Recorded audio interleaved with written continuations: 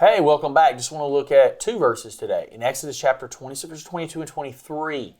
And it says here, "And the Lord said to Moses, say this to the people of Israel, you saw for yourselves that I spoke to you from heaven.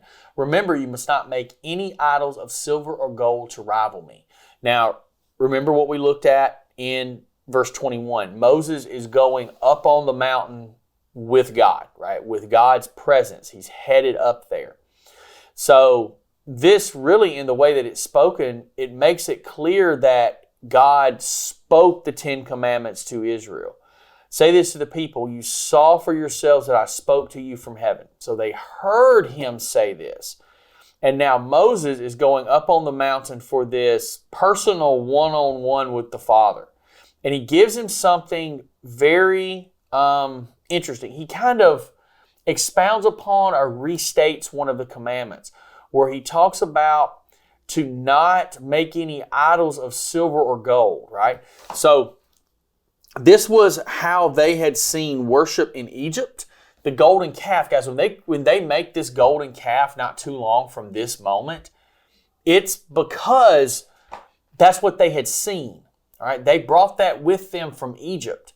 Then also that's what they're going to see in all of the nations and people surrounding them. So here's Israel called to be different in this sea of pagan worship and idolatry all around them.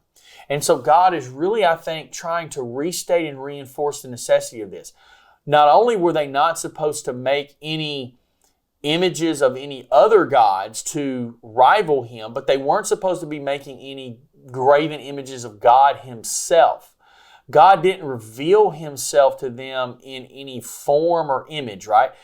All of these pagan gods in, say, the Egyptian pantheon of these false gods or polytheistic, thoughts, these different gods took the form of different animals.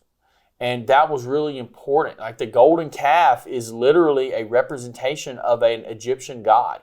We talked about this back when we were talking about the plagues. The plagues themselves were attacks on certain gods and their image. From the Nile itself was worshipped. The sun was worshipped. It was the Egyptian god Ra. So what did God do? He blacked out the sun.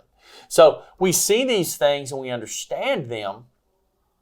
And so Israel is being told, do not allow yourself to be drawn into this. He told them as a group, now he's telling this to Moses, and it would be something that Israel is going to struggle with throughout the entirety of the Old Testament. False gods, graven images. They're going to struggle time after time, day after day, week after week. And eventually, it leads to the fall of Israel and the sacking of Jerusalem itself by the Babylonians. God warned them, and they face the consequences for their sin. See you later.